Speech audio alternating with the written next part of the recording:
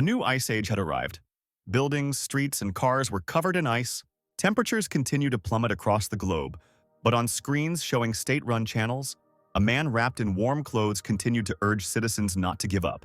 He assured that the government had not forgotten anyone, and that people would be able to survive the crisis if they helped each other. This call was made against a backdrop of ice-encased buildings and equipment, and the man insisted that people were staying together. The TV screens that showed a completely icy world were also completely covered in an icy crust. At some point, the broadcast stopped. The room looked like a disorderly warehouse of some things. The voice that sounded in it called out to Frank. There were many cardboard boxes standing near the frozen front door. The voice called out to Frank again, and a man in heavy boots and with a bat in his hand approached the door. It was a guy wearing a warm jacket with a hood that was trimmed with fur.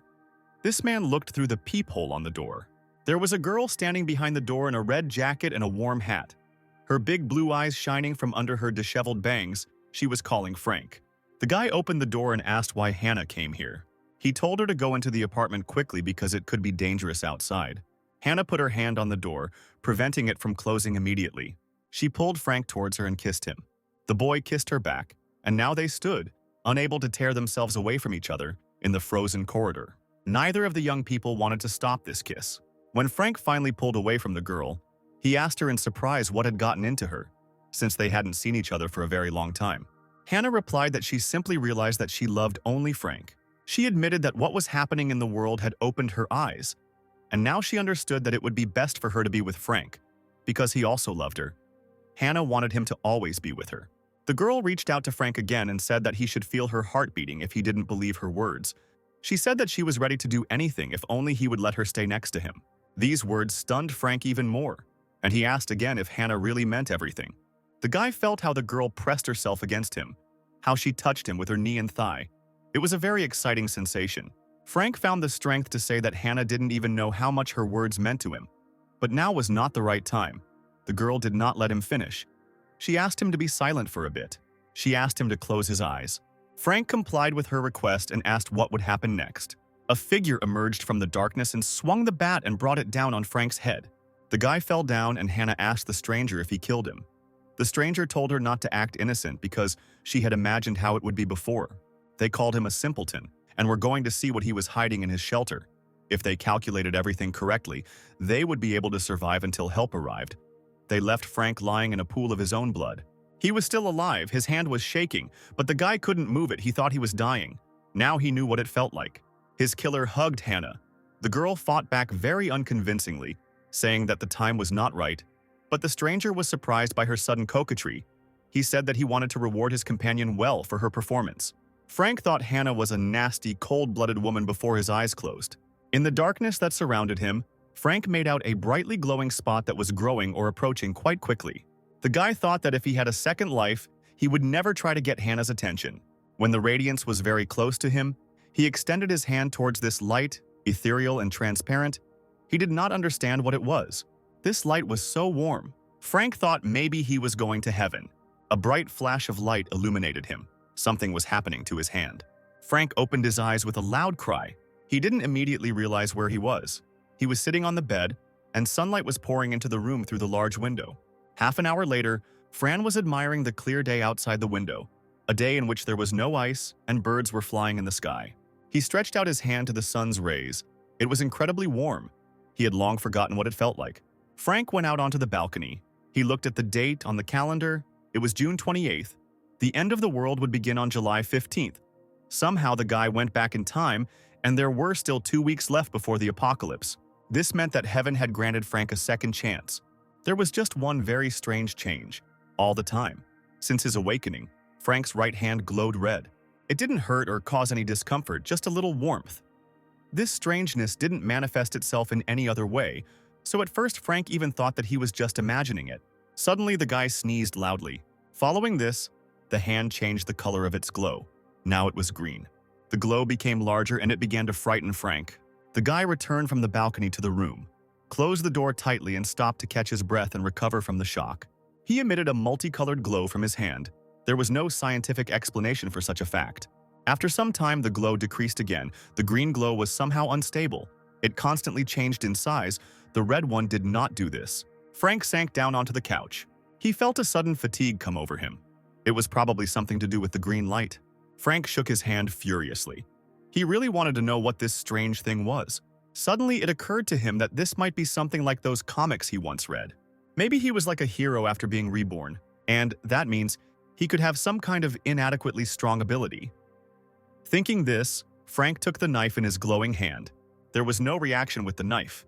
My stomach also reminded me of itself. I was really hungry. Frank looked into the refrigerator, but it was depressingly empty. The guy felt sick, as if he was about to lose consciousness. He turned around, and there was a jar on the table. These were roasted soybeans, a food that would no longer exist in a post-apocalyptic world.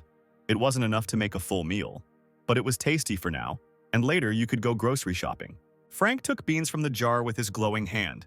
He tossed one bean into the air to catch it in his mouth. Suddenly, there was a loud explosion. When the smoke cleared, Frank realized that the bean had gone from being roasted to a whole stalk. The guy managed to bite off part of this stem, and it was not tasty at all. Frank looked at the plant in his hand in amazement, wondering where the edible beans had gone. The fatigue that tormented him also disappeared somewhere. Could the green glow have something to do with this plant? Frank wondered. There were also ripe pods on the stem, and Frank picked one of them. The boy opened the pod and found whole beans inside. Frank was surprised and delighted by this find. It turns out that he did have a superpower after all.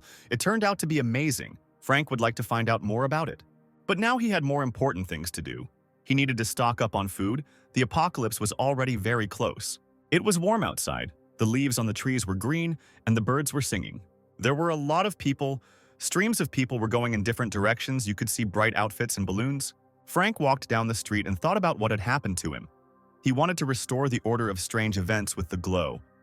At first, the light was red, then it changed to green, which became larger and smaller. His heartbeat accelerated, fatigue appeared. Frank touched the soybeans with his glowing hand, and they turned into a full-fledged plant. Frank wanted to understand what kind of ability he had been given. First, the guy saw two female legs in open sandals, and then he heard a familiar voice call out his name. Hannah stood in front of him, asking if he had decided to go shopping too. The girl's face was flushed with embarrassment. She said that it was a coincidence. Perhaps it was fate. Frank was shocked to see Hannah next to him now. Hannah was the girl he had been dreaming about day and night for 3 years now. He did everything to make her happy. Frank knew full well that he was just a backup option for Hannah. He never even imagined that this girl could kill him. Frank forced himself to calm down. Now was not the time for revenge. First, it was necessary to prepare for the end of the world. Suddenly, he realized that Hannah had already called out to him several times, and now she was saying that he was frozen while she was talking to him. Frank said that the girl was so beautiful today that he was completely speechless. Hannah laughed and asked when he became such a romantic. The girl said that since they had met so well, maybe they should go shopping together. Frank apologized and replied that he couldn't do it today. Hannah was very surprised that he walked past her. Frank thought he had had enough of this relationship in which he was nothing more than a wallet on legs. The guy went to Waldemar, the largest supermarket in the entire eastern region. When the new ice age arrived, everything in the store was taken out overnight. Someone was very lucky. But Frank needed to buy as much of everything as possible before the apocalypse.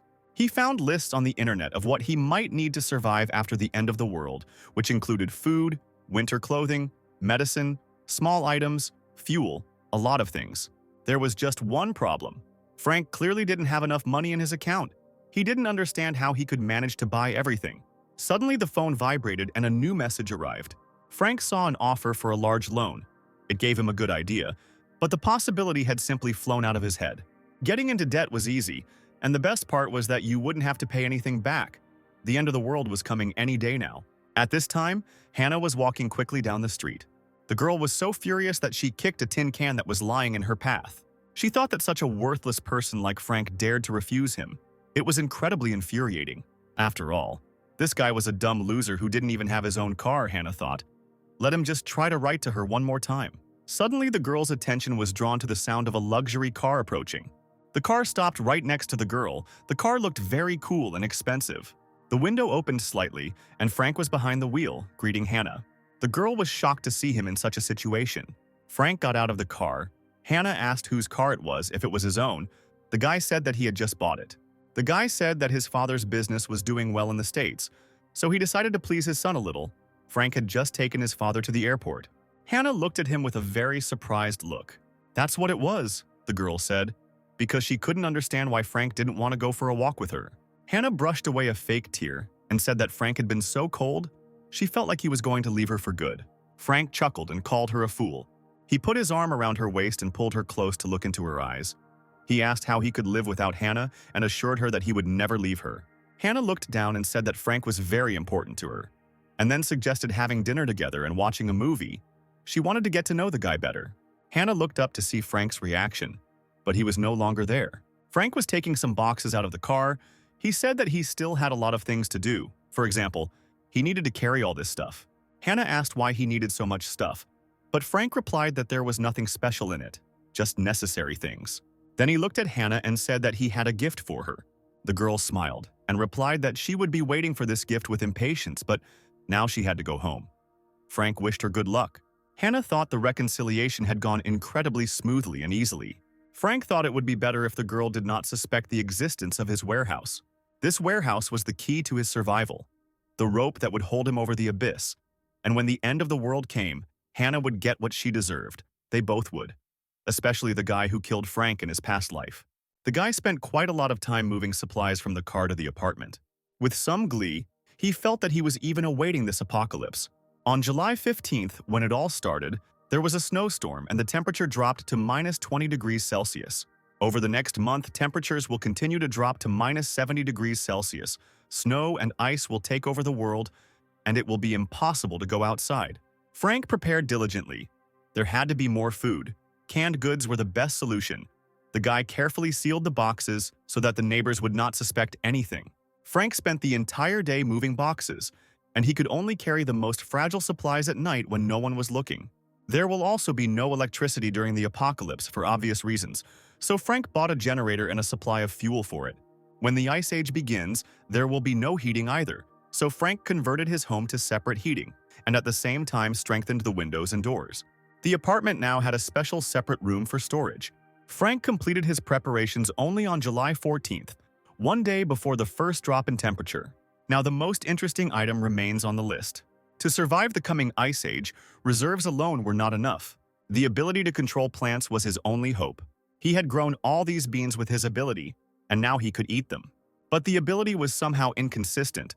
Frank could not figure out how exactly to call it. After tasting the magically grown beans, Frank found them to be quite edible. He ate half of the portion with appetite. This was great. Now Frank could create food on his own. The hardest part was figuring out how to do it. So far, Frank has only tried his superpower on beans. He opened the refrigerator and, looking at the abundance on its shelves, wondered if this worked with other plants. He decided to conduct an experiment, which caused him to lose consciousness for a long time. Opening his eyes, he looked at the plant in his hands. Frank's head felt like it was splitting with pain. It seems that superpowers hit the brain and body very hard. Frank ate with gusto to restore his strength, and thought that at least he had managed to find out something. Before he fainted, Frank tried using the ability on different plants. Some plants did not react at all to Frank's manipulations, but others grew just like beans. The third ones exploded. After the explosion, they turned into very light coals. Frank had a whole bucket of these coals. They gave off heat that would be good for warming up. Now Frank was definitely not in danger of freezing. Frank tried again and again. He thought he needed to concentrate and focus on his breathing. The result was another plant of quite a large size. It was quite tiring and Frank felt tired. At the end of all his experiments, Frank had to admit that he had not discovered a pattern in how his power worked, but there had to be some principle there. But now Frank had at least a minimal understanding of how to activate this ability.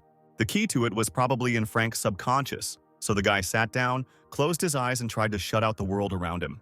He imagined himself in the wilderness, in the middle of nature. Fran was merging with this imaginary wild world in body and soul, and he walked barefoot on the soft grass. Forest animals and birds came to him, and they were not afraid of each other. Something happened and Frank opened his eyes, his hand glowing green again. So now he knew how to call upon the ability at any time. But eating only plants would not be enough for the human body. Now Frank was going to repeat his experiments with meat. He placed his glowing hand on a piece of meat. There was no reaction. Apparently the skill only worked on plants. Frank took a piece of meat in his hand and prayed to no one. Said that he really wanted it to work. He didn't know how he could live without meat. Still, nothing worked. Frank noticed that during meditation he felt two different energies, and he had not tried the red one yet. The guy closed his eyes and thought that the red force had to show itself in action. Frank was clutching a piece of raw meat in his hand.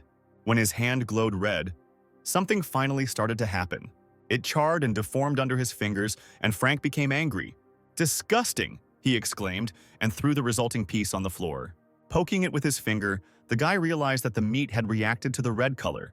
But to the touch, it seemed as if it was simply cooked. Was that all? And the red color just warmed me up? No, it was supposed to be more complicated than that, Frank thought, looking at his hand. The piece of meat was not cooked through, it seemed to be falling apart. Frank could compare it to what happened with the beans. Perhaps the green color was responsible for the evolution of the plant, and the red for its decay. Frank tried to combine the two energies. What happened caused the guy to exclaim in surprise. The amount of meat in his hands doubled. Also, the beans have disappeared somewhere. Maybe they merged with the meat. Frank carefully examined the resulting meat. It looked, felt, and smelled almost like the real thing. Even better than the real thing. Now it was worth trying one more time. All subsequent attempts were frankly unsuccessful. Frank, in irritation, hit the floor with his fists. Nothing worked for him. The principle of operation of superpowers, as well as their combination, still needed to be understood. Looking back on all the food experiments I've done today, it's been a productive day. If Frank could fully grasp the power that had been given to him, then after the end of the world, he would find himself on top of the world, like a real superhero. These thoughts brought pleasure. Suddenly, another important thought occurred to the guy. Food alone would clearly not be enough for him to survive, since he had no means of self-defense. I needed to find myself a weapon before the apocalypse began. Frank raised his head and looked out the window. Snow had already started to fall from the sky. This meant that the Ice Age was beginning. Cold weather has come to the city. Within a week, the temperature would drop to -45. So Frank went outside. He needed to get himself a gun, and quickly. But he had no idea where to get one, because buying guns was prohibited, and he had no connections in the criminal world. Frank's attention was drawn to a voice boasting that he was now doing all sorts of things, with millions being turned over in each project. "You know Larry Wilson from Z-Gang Lida? He's my brother," said the guy in the tracksuit. Frank realized he knew the man. This provocative image, kitsch clothes. The guy was asking his interlocutor if he wanted to smoke. Because his brother had slipped him one thing, Frank looked at him, trying to remember the name. "Don't be shy," said the man. "I don't want to smoke alone." His name was Brother Lou. Louis Lammer, whom everyone called Brother Lou, lived in the same area as Frank, and he was always involved in some shady business. Everyone here knew about it. This guy was constantly talking about his business brothers, mentioning their plans in any conversation, even when neighbors simply offered him a cigarette. Lou didn't have an official job, but he pretended to be a significant person. He loudly discussed the amounts of deals on the phone, and all the neighbors turned to look at him. Frank thought that perhaps this man might have the right connections. Frank approached Louis with exaggerated joy and said hello, saying that they hadn't seen each other for a long time. Louis didn't immediately recognize Frank, but the guy wasn't going to give up. He introduced himself by name, reminded that they had met a long time ago. Liu said that lately he had too many things to do to remember everyone. Liu asked what Frank wanted from him. The guy thought about how to explain what exactly he needed. Very carefully, Frank laid out the essence of his problem to Louis. Frank's request caused a violent reaction from Liu. "Why do you need it?" he shouted. Frank was confused by this question. Liu said straight out that he wasn't involved in any illegal activities, and the weapons were a serious matter. He had connections, of course, but he advised Frank not to get involved in such stories. Frank hastened to assure that Brother Lou had misunderstood him. Frank explained that he was in a situation where he needed a gun for self-defense. Frank made up a story about how he was recently riding his bike to work, and a man passed him who kept spitting, and the spit hit Frank in the face. Frank asked him why he did it, and instead of answering, he spat again. Frank rushed at the man with his fists and beat him. The man left, but threatened that Frank would regret it. The next day, his friends ambushed Frank near work and 5 of them attacked him, beating him up badly. Frank had suffered a terrible humiliation, so now he needed a weapon. The story made an impression on Louis. He completely agreed with Frank, because behaving like the man he invented was unacceptable in human society. Frank thought that Brother Lou had misunderstood him. Louis put his hand on Frank's shoulder and said that he didn't need to explain anymore. He promised that everything would be done in the best possible way. He would call his boss right now. Frank thanked him. After some hesitation, Brother Lou suggested taking the bus because his car was being repaired. Frank told him not to worry because he had a car too. The car amazed Louis. He didn't expect Frank to live so well. He asked how much such a car cost. Louis sat in the front seat and took photos on his phone while giving Frank directions.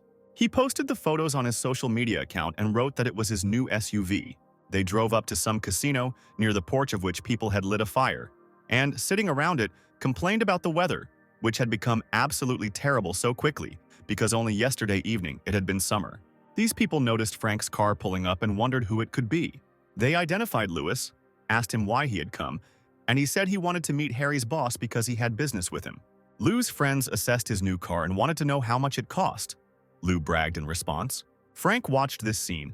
It was so impudent of Lou because he did not pay any attention to the fact that the real owner of the car was standing next to him.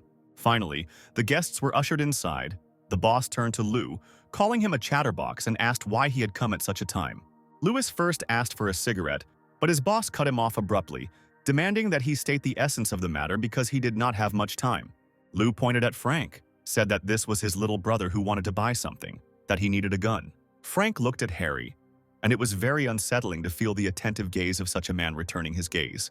All he hoped, Harry said, was that Lou had brought something interesting. He ordered his assistant to bring the pistol for sale and named the price. Frank threw up his hands and objected that he needed something bigger and longer. The guy also said that this weapon should have had a sight. Harry looked at Frank with a different expression and called him a kid. Frank held that gaze. Harry asked if Frank meant he wanted a sniper rifle, which was a completely insane request. Harry shouted that they were not in a store, and Frank did not understand what he was asking for, so he either had to take the gun or he could leave right away. Lou quickly intervened in the conversation and explained the situation by telling a story about how Frank had a wife 5 years ago. The casino was covered in snow. The ice age was getting closer. After listening to Lou's story, Boss Harry also became furious. The story about 3 children who were not born from her husband shocked him. He shouted about a bad fate, and Lou assured that this is exactly how it was. Frank thought that Lou was really a master of invention, although sometimes it seemed like the guy was trying too hard. Harry said that he would deliver a sniper rifle to Frank, but he would have to wait a few days, and the guy thanked him for his help. Harry told his henchmen to organize everything and try to find a semi-automatic, and also not to forget about the cartridges. Lou turned triumphantly to Frank. The boss handed Frank a gun and said it would be a gift. This turn of events surprised the guy.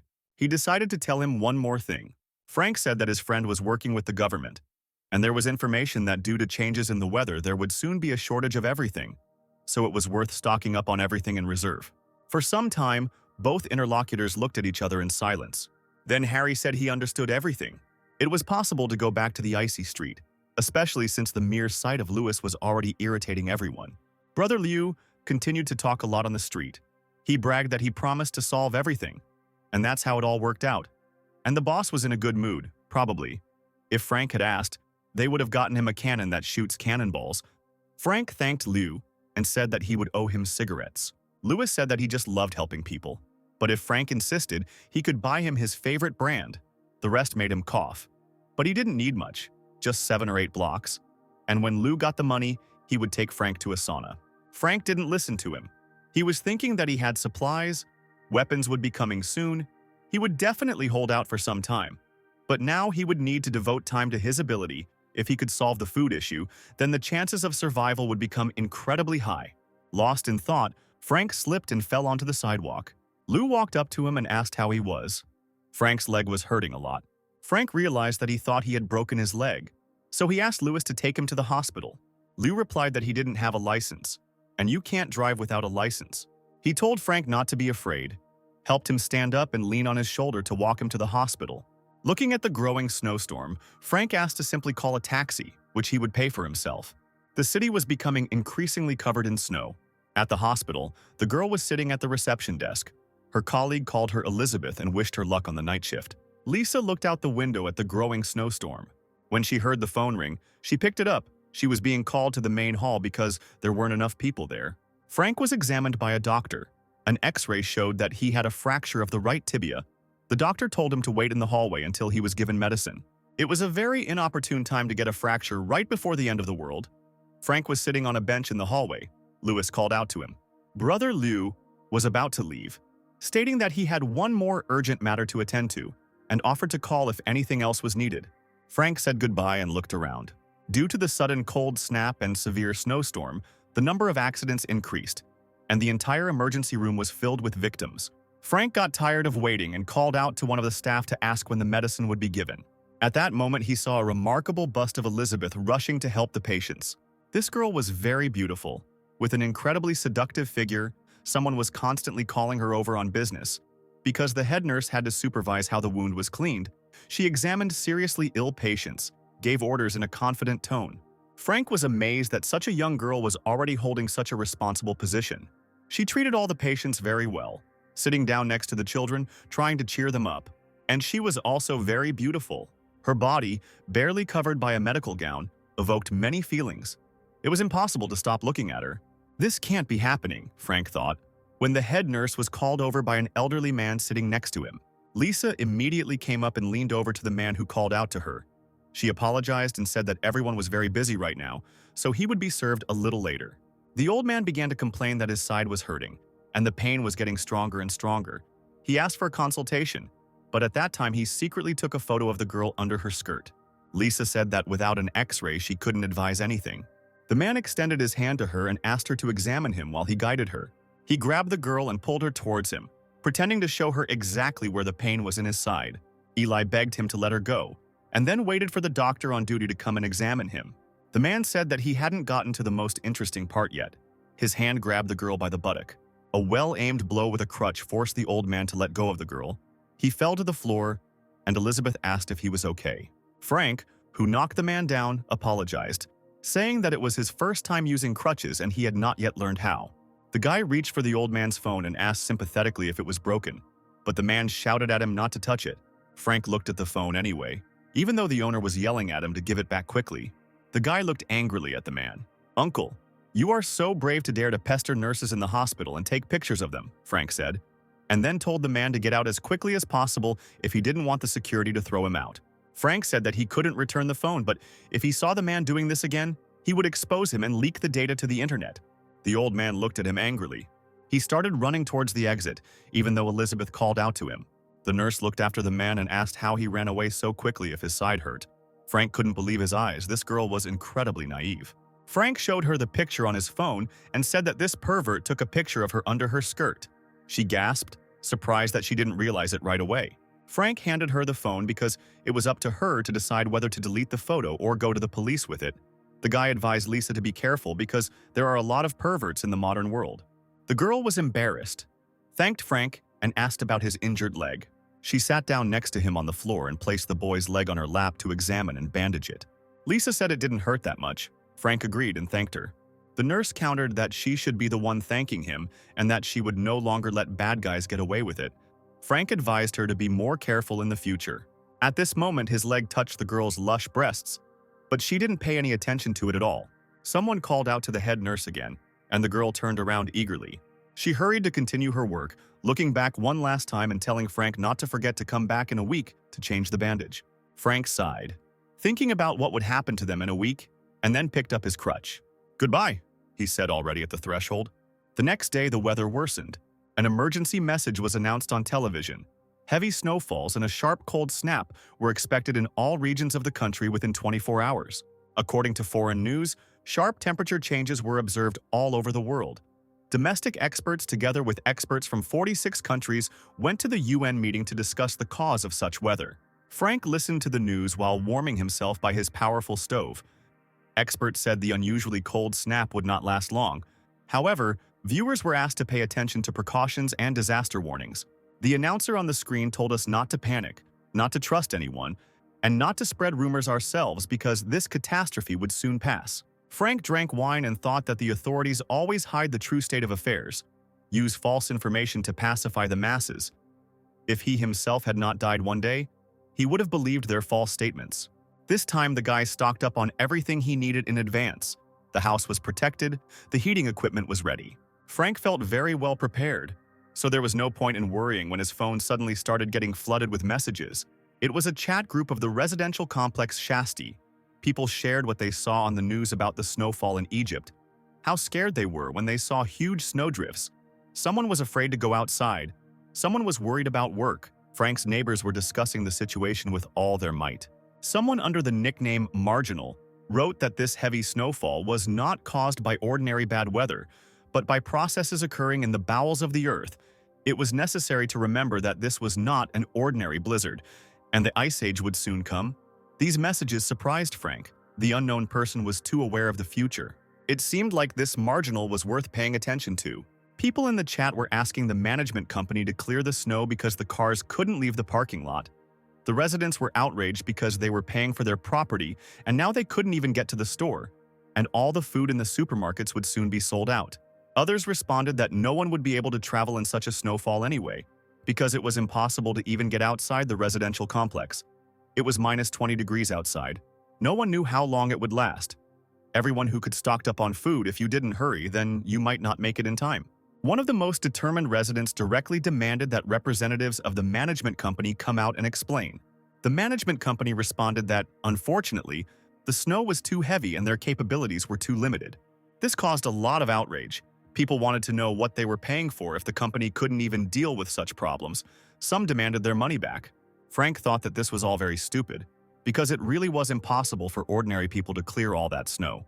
A person entered the chat and asked to stop arguing. It was Oscar Winslow, the owner of Apartment 6, 1204. He reported that there was such a snowfall that even if someone cleared the road, in a few hours everything would be covered again. Instead of swearing, it would be possible to go outside and shovel the snow together a long time ago. According to him, the management company also employs people, and in the event of such natural disasters they cannot do anything. He asked whether the residents are simply trying to blame someone. The residents were outraged and asked who this man was that he decided to lecture others. They assumed that he might be the manager, since he was so concerned about them. Winslow replied that he was not defending anyone, but simply stating objective facts that he saw with his own eyes. He said that there was no point in taking out his anger on the managers now. Nothing would come of it, and no one would achieve the desired result. The residents asked what they should do then. Was he really suggesting that they wait until they all died of hunger here? Oscar said that there was no point in talking about going to the store. Even if the streets of the complex were cleared, no one could guarantee that it would be the same outside. So he suggested walking, and he could also go down and help clear the road. Frank thought he seemed to remember this gentleman. He was always so active before Frank's rebirth. Another tenant asked what the problem was. He believed that anyone who wanted to go out could go shovel snow, and anyone who wasn't ready to do that should just shut their mouth. Go to work, he said. Otherwise you waste time on endless conversations and this is already annoying. This message distracted the chat for a while.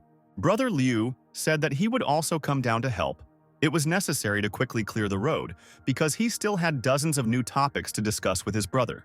Frank immediately recognized Lewis. Despite the fact that everyone was using pseudonyms, the intonations were very familiar.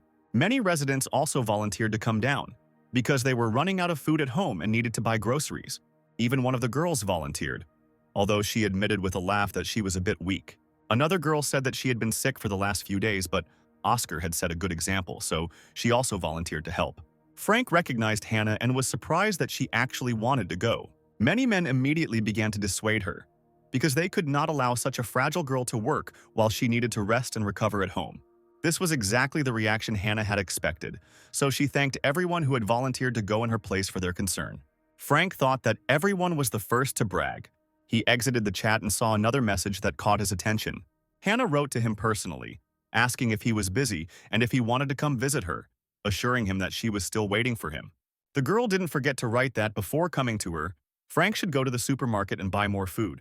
Hannah sent a sweet photo of herself sitting on her bed waiting for him. Frank thought that even in such weather the girl was trying to seduce him practically naked, but fulfilling her order would cost him very dearly.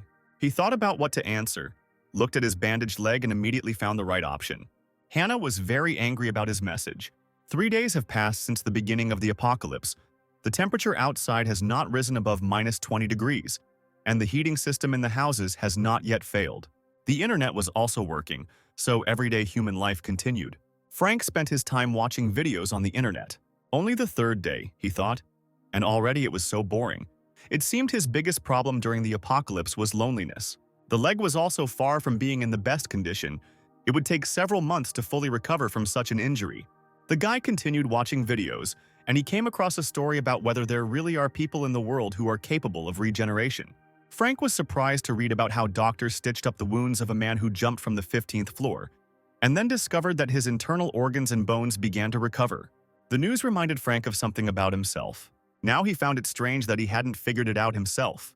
He also had a superpower, so he caused his hand to glow green. He placed his glowing hand on the place where the fracture was.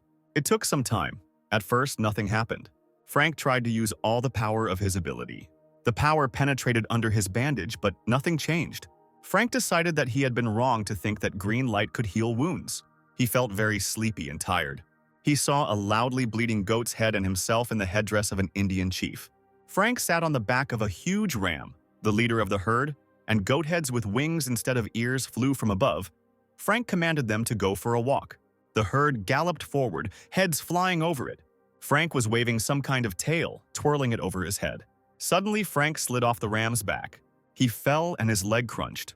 The boy reached for his own ankle. One of the rams came up to him and started licking him. Frank stroked the ram. The ram stuck out its tongue.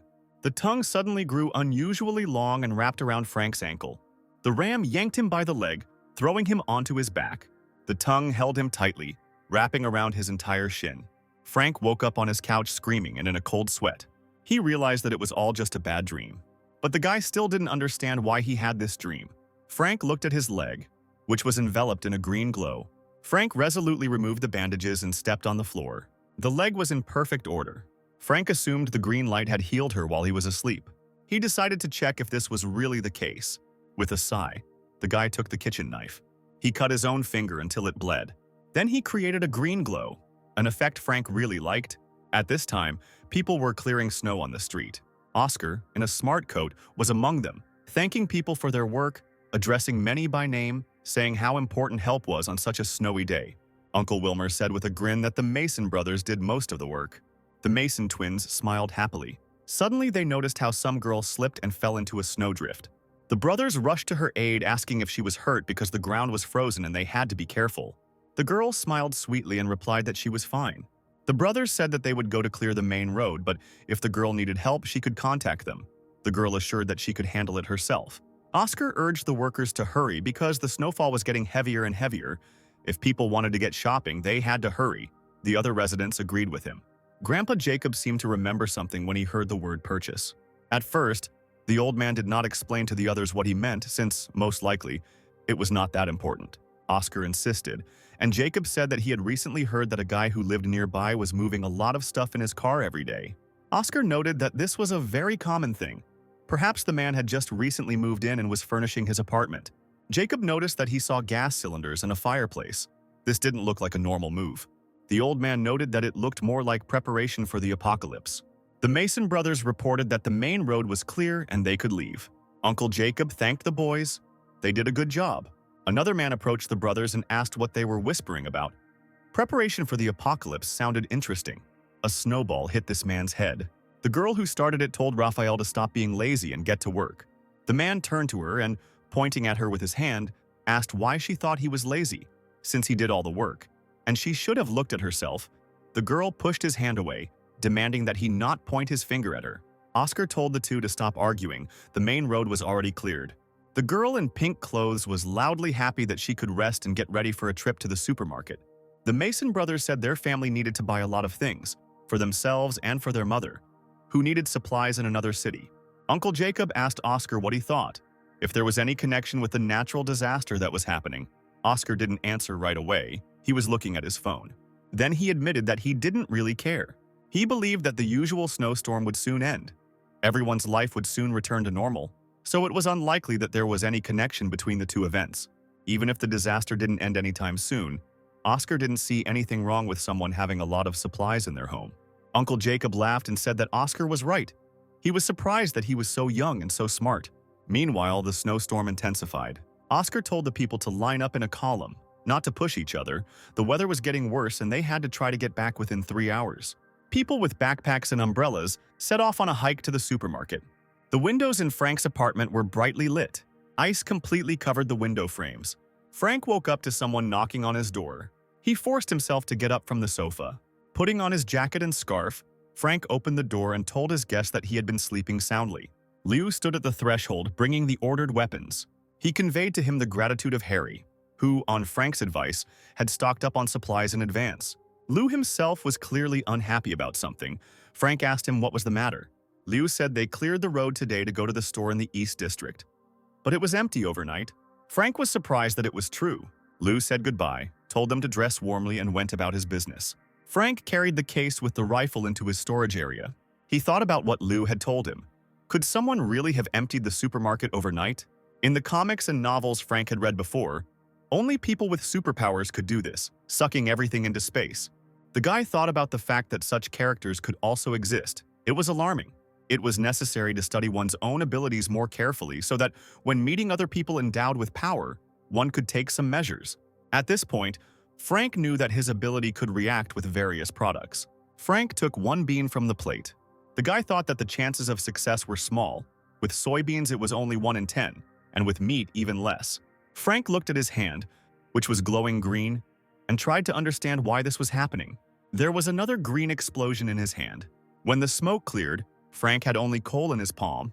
The success rate was indeed negligible. Today the guy had to sort everything out. Frank looked at his watch. It was 10:45. He held a large plant stem in his hand. There was a whole mountain of consequences of his unsuccessful experiments piled up nearby.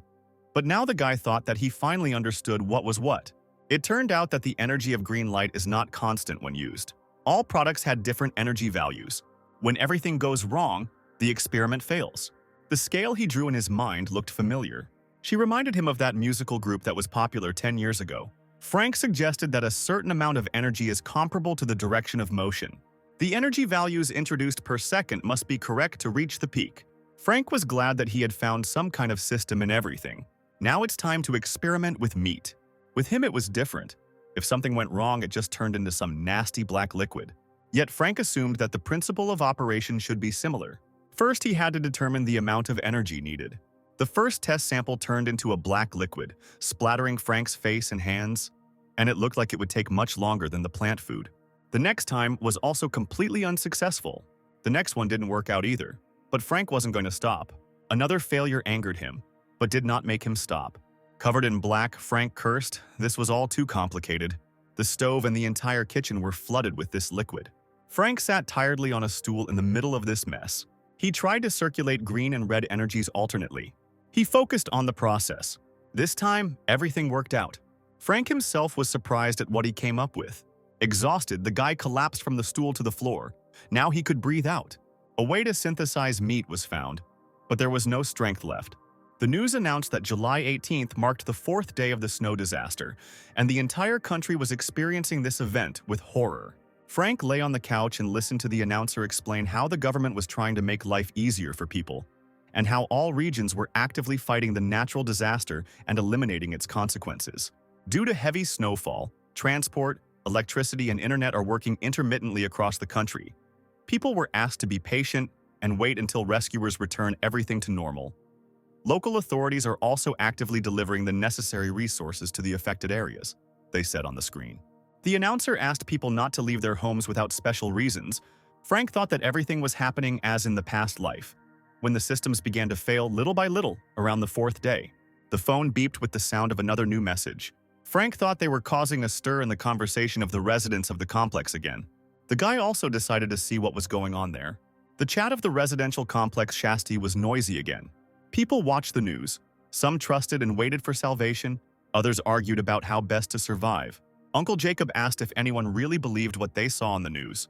The old man said that if the situation were under the government's control, as the news claims, rescuers would have arrived here long ago. So far, no one has seen a single truck with humanitarian aid. On the contrary, Jacob heard from friends that many armored vehicles, tanks, and other heavy weapons were seen heading towards the city. This could mean that even a war could start. People in the chat were scared by these words. It sounded very plausible. It seemed that all people were doomed. Frank thought about the war. He had heard something similar before his rebirth. Oscar wrote that if everything was really as Uncle Jacob said, then everyone needed to take steps to save themselves as soon as possible. He wrote that some people had already run out of food because they had not stocked up on enough in advance, and it was also unknown when rescuers would arrive with food. So everyone, first of all, needed to help those who were experiencing difficulties. He suggested that residents with enough food donate some to those in need. He himself was going to give half of his food and offered to come to him at any time. People began to discuss Oscar's words and the proposal he had received. Someone decided that these were the right words and everyone should help each other to survive this crisis. They could not let others go hungry in such cold. Raphael asked Hannah if she could donate something. The girl decided that Raphael had gone crazy. For some reason, he asked only her if it was because she had once refused to go on a date with him. Hannah sadly replied in the chat that she had very little food. There were those who stood up for her, said that she had no supplies anyway. The rest of the neighbors were going to unite because no one wanted to sacrifice if there was no unity. No one wanted to end up in the minus. Hannah and Raphael felt the attention of everyone. Residents took turns stating which of them could be counted on, with some offering to share warm clothing or medicine. Oscar thanked everyone on behalf of those in need. So many people volunteered that it was necessary to appoint responsible representatives from among the residents. They have created a kind of temporary emergency committee that will be responsible for coordination and support. Frank thought that it was all exactly like before the reincarnation, and believed that it was just a way to deceive those who donated food. On July 19th, the 5th day of the end of the world arrived, and the temperature outside dropped to minus 40 degrees. The heating system was completely turned off due to extreme weather conditions. Everyone was looking for a way to warm up. Some used clothes and many warm blankets. Some people started fires in homemade stoves like in a past life, and the situation only got worse. But Frank was still doing well. He made himself a cocktail and took a piece of cake from the refrigerator. The sudden sound of the telephone startled him. He received a call from an unknown number. Frank took the call. The person who called identified himself as a representative of the 8th house and said that the residents were going to start clearing the road again in 20 minutes. After cleaning, it was necessary to go to the underground parking to check in. Frank thought it was crazy to start clearing when there was already so much snow, and yet he went down to the first floor hall because he thought it was not yet time to quarrel with his neighbors. He wanted to minimize the likelihood of the secrets of his apartment being revealed. Looking out the window, Frank saw that snow had already covered almost the entire first floor. People were upset to say that only yesterday everything had been cleared properly. They had never seen so much snow in their lives, and yet they had to at least try to open the doors. The man with the shovel beckoned Frank to come over to him. You had to lean on the door to try to open it. On the count of 3, the doors swung open and a blizzard rushed into the building. There was too much snow. People covered their faces, tried to hide from the wind. The bitter cold froze them. The snow covered their eyes, so it was impossible to open them. Frank thought that going outside in such weather would sooner or later result in frostbite or even death. People said that if they went to clear it now, they would get frostbite. It was incredibly difficult to clear so much snow. Only a fool would leave the building in such weather. Suddenly, Frank heard a familiar voice saying that he was going out to clear the area. Brother Liu called everyone present a bunch of weaklings. He said that they needed to have strength and zeal. Frank wasn't at all surprised that it was him. Someone told Lewis to stop bragging. This was no joke. Everyone should wait until the snow stopped. Brother Liu had just finished smoking his cigarette. With grim determination, he moved through the snowdrift. When a wall of snow appeared in front of him, he broke through it with his body with a loud cry. The people in the hall stood and watched as he disappeared into the snowy tunnel. Suddenly, a loud cry came from there. Lewis was asking for help. Lewis was dragged into the room, coughing and blue from the cold. The door was slammed shut. Frank leaned over Lewis, who was lying on the floor, and asked how he was feeling. Frank asked someone to go to the parking lot and tag Lou there. There was no point in leaving the building until the snow stopped. Then they would need to think about what to do next. Now it was impossible to remove this snow manually. Frank came to the zone from the first floor. Oscar announced to people that there was indeed too much snow right now. It would be cleared later when the weather got better, and he was going to designate the underground parking lot as a place for donations and food distribution. Frank looked at this man. He saw him for the first time in real life and not in an online conversation. This was the man who headed the deception committee, Frank thought. Oscar once again thanked everyone for their concern.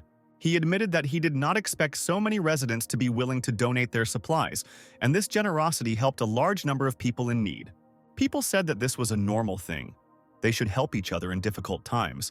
Many believed that this was the only way to survive the crisis that had come. Frank thought that the disaster would not stop, and all these people would regret their decision more than once. Lewis said he was going upstairs. Frank said goodbye to him. Suddenly, Frank noticed a girl in a funny jacket. The girl was carrying heavy boxes and asked to let her through. Frank recognized her as the nurse from the hospital. "Oh," said the girl, bumping into Frank. The guy supported both her and the boxes and asked how she felt. She said thank you, and looking up, suddenly recognized Frank. Then she remembered their last meeting and asked the guy about his leg. She was surprised that the fracture healed so quickly. Frank threw up his hands and explained that he simply had good regeneration since childhood. Ordinary bruises go away in a couple of days. Elizabeth looked very surprised. Her eyes lit up and she said it was very good. Frank grabbed a stack of boxes and offered to help. The girl replied that everything was fine and the boxes were too heavy, but Frank insisted this could be considered gratitude for the bandage. The girl thanked him for his trouble, but when Frank took the boxes, it turned out that they were really very heavy. He could barely hold them. Frank asked what was in them. Elizabeth smiled and said some medicine for donation. She asked if it was too heavy since she could still carry her things herself. These words confused the guy, and he said that the boxes were very light. Lisa noted that there was no need to pretend. She was much stronger than most guys. Frank was surprised and asked if this was some kind of innate strength. Elizabeth replied that this was not so, but there were reasons. Frank looked at her sideways, puzzled. The girl became embarrassed, apologized, and said that if something suddenly happened, she herself would not be able to explain anything. Then she remembered that they still hadn't met. Frank stated his name. The girl also introduced herself and said that she was very pleased to meet him. Frank looked at her with a clouded gaze. Elizabeth asked what Frank did for a living. The guy answered that he was a slacker. For some reason, this surprised the girl, although it was unclear what was so surprising about those who do nothing. Someone else in the crowd pushed Lisa. She gasped and almost fell on Frank. Her chest pressed against the guy, embarrassing him. Lisa pulled away and asked for forgiveness, but Frank said nothing bad had happened. At that moment, Hannah came up to them. She greeted Frank, asked why he didn't tell her that he would be here too. Hannah also hurried to cuddle up to the guy. She took him by the arm and asked who was with him, if it was his girlfriend.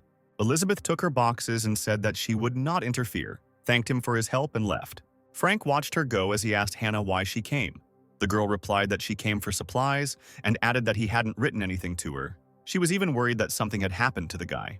Frank smiled and said that he was going to text her, but Hannah didn't believe him and said that she didn't need to lie to him because she saw the guy talking and laughing with that girl.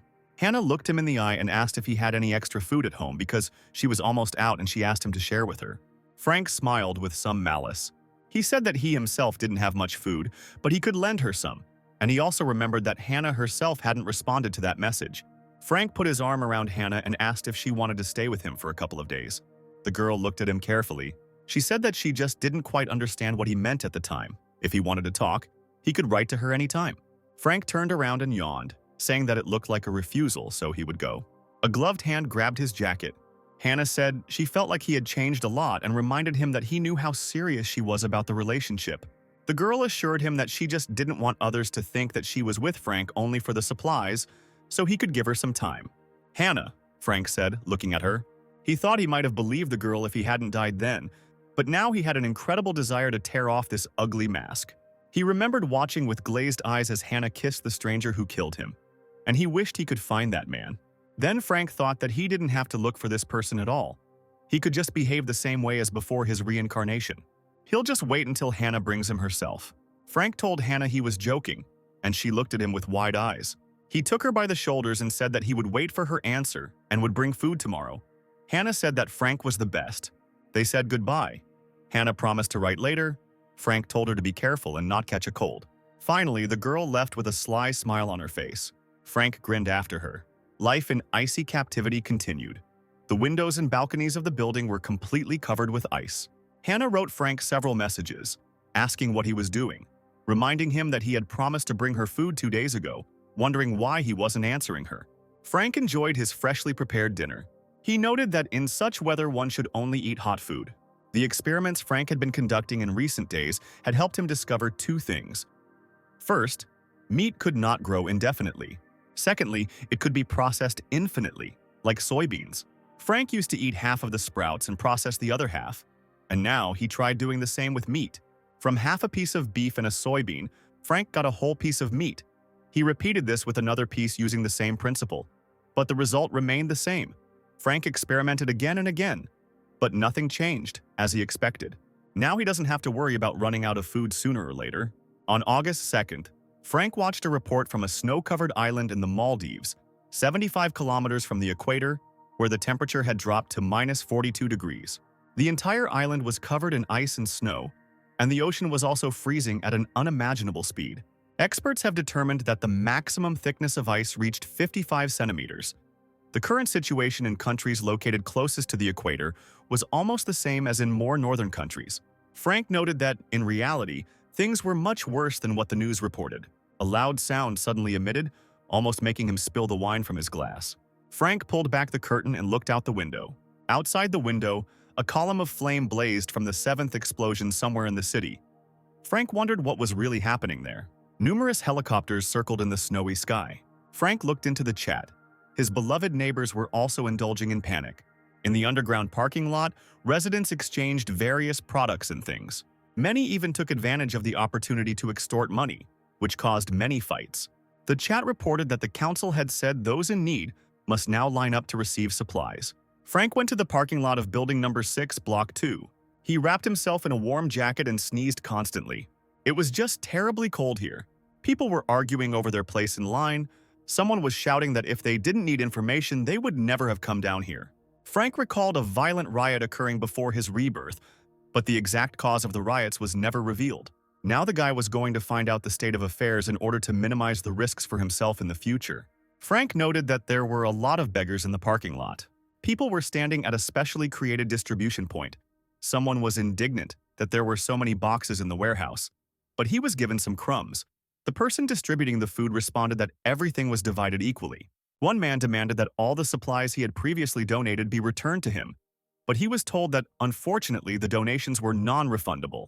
Oscar said that the disaster was in full swing, so he hoped that people would understand that when it was all over, they would get everything back in double size. But people didn't know how long the cold would last, so they wanted their food right now. Others believed Oscar and demanded that he show respect.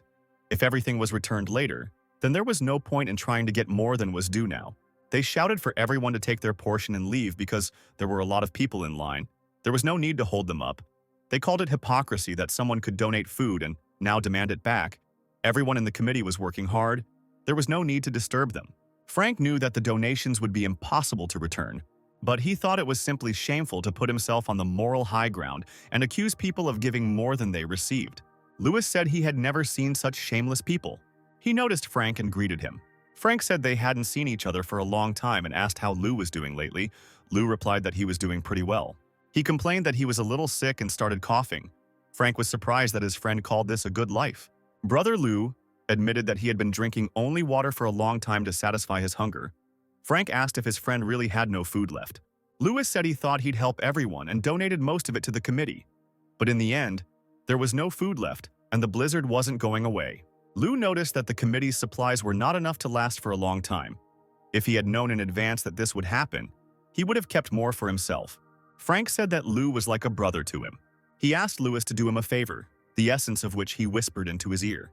Lou asked again if Frank would really give him 4 packs of instant noodles and 2 sausages. Frank confirmed and said that he knew how little it was, but he himself did not have much left. Lou emotionally stated that he would never forget Frank's kindness, thanked him for not leaving him in hunger and cold. Frank asked him to stop. Lou said he would take care of his friend's errand. Frank told him to come back for food later. Lewis said goodbye and went to the grocery line. Frank thought the assignment had only cost him a few packs of instant noodles and a couple of sausages, but now he wouldn't have to get the information himself. He felt a little sorry to send brother Lou there, but Frank liked lying on the couch at home, eating delicious food and playing games much more than doing business. Frank heard someone calling his name. It turned out to be Hannah, and she gave the guy a stinging slap in the face. Frank didn't expect this at all. The girl screamed that he had violated her trust. She loudly asked why the guy wasn't answering her messages. Frank tried to recover from his surprise. He touched his burning cheek, wondering if Hannah had just hit him. Frank hadn't yet settled accounts with her for the past, and she slapped him again. Hannah seemed to think Frank was easy to boss around. She asked the boy if he had become deaf or mute, or maybe he just didn't hear what she said to him. Hannah was furious, her words flowing unabated even as the cold took her breath away. Frank told her to forgive him and wanted to explain his behavior. His story about the stolen supplies outraged Hannah. Frank said he left the supplies by the door, went back for the keys, and when he came out he found the food missing. Hannah asked if he had looked for them. The girl looked into his eyes with excitement and asked if he had any more food. Frank replied that there was very little to eat, and if he ate 1 meal a day, it would only last for a couple of days. Hannah was suddenly delighted by these words. She said that if Frank ate once every 2 days, there would be enough for her too, and then they could survive this disaster together. Frank was surprised to realize that his friend had no shame or conscience, and she even spoke her sentences with such ease. He understood that in the eyes of this girl, he was nothing more than a tool that could be used if necessary. Frank said okay. After all, he promised to give Hannah half. The girl thanked him and asked if he could give her everything right now. but Frank promised to write to her in the evening after cleaning. Hannah replied that she would wait and would go now, and Frank shouldn't have stood there either, so as not to catch a cold. Frank said goodbye to her until the evening. In the evening, the girl bombarded him with messages again. She asked if she could come over now, what was happening with her food, and said that she was already waiting for him downstairs, asking when he would come down, because it was very cold here. Hannah sat in the hallway and texted Frank, trying to figure out what he was doing that he wasn't answering her texts or calls. She was worried that he would leave her again. The elevator is also out of order. The girl looked sadly at the many flights of stairs she had to climb. She had no choice but to walk upstairs. She got up and was very angry with Frank. If it weren't for the supplies, she would never have gone to him. Hannah is very tired. She hasn't eaten anything at all for the last few days. Finally, she saw the sign for the 16th floor and realized that she was almost there. Hannah noticed that the lights were also out here. The girl heard a noise upstairs and asked who was there. She couldn't see how the object from the upper floor began to fall towards her. Hannah just stood there and looked up. The object exploded with a loud sound, the light turned on, and something incomprehensible began to swirl in the air. The contents of the bag spilled onto her head, staining her clothes and hair. At that moment, Frank appeared. He asked Hannah for forgiveness. He fell asleep. As soon as he woke up and saw the messages, he immediately ran to her, and then suddenly the light went out. The guy hit the railing and was unable to hold the bag of flour. The contents of the bag fell on Hannah. She stood all dirty and screamed that Frank can't do anything normally. The girl felt disgusting. Frank looked at her and secretly smirked, because in fact, this was exactly how he had planned it. He handed Hannah a small bag and said that the groceries were in it. Hannah looked inside, and what she found there looked like spoiled vegetables and some kind of waste. The girl said that how could you eat that? But Frank scratched his head and said that he kept it because it was all he had. He reached for the purse and told the girl to give it back if she didn't want it. Hannah clutched her purse to herself and protested that she hadn't said she didn't need it. Frank wondered if this was the same beautiful goddess he had been courting with all his might. Hannah said that the mold was only on the surface. All these vegetables should have been edible inside. She would just cut them up and be able to eat them. The girl also demanded that they give her the flour too. After all, there was still half left in the torn bag. Hannah started to walk back down the stairs. Frank watched her go and thought that the food there was so spoiled that it would give her stomach problems for days. And in such weather, the girl won't be able to wash herself in the shower, so she'll have to walk around in flour. Frank, whistling, headed towards his apartment. Suddenly it seemed to him as if someone was watching him. That look in my back was too noticeable. Frank didn't show it, but he thought something vague. Frank was clearly being followed. The guy turned into the corridor and hid behind a ledge in the wall. He saw the shadow of a man walking behind him. Then he noticed the man's warm boots. Frank made a swift leap. He grabbed his pursuer by the collar of his jacket. Frank knocked the stranger to the floor and was ready to beat him, asking if he was tired of living. At that moment, he took a closer look at her. It was a young girl wearing glasses. Frank asked why she was following him, what her goal was. The girl did not say a word in response. Frank wondered if she was going to remain silent. He tried to scare her by threatening that if she did not answer, he would undress her. The girl looked into his eyes silently and sadly. Frank cursed and rose from the floor, declaring that this time he would let his pursuer go. He told her to go home instead of hanging around here. Suddenly, he felt a touch. The stranger held him by the sleeve of his jacket. Frank asked what she wanted. Frank told her not to look at him like that. If she wasn't going to say anything, then he would leave. The girl silently pointed somewhere with her finger. Frank asked if she wanted him to go with her. The girl nodded. They went to an apartment that probably belonged to a stranger. Frank was surprised by what he saw behind the solid door. The girl's shelter was better prepared than Frank's. He asked if she made it herself. The guy asked if she knew in advance that a disaster would happen. The girl nodded. She turned to Frank and said about calculating results in the Ice Age. She pointed to her computer screen and explained that she had already written this in the chat. Frank guessed that she was the chat user who called himself Marginal.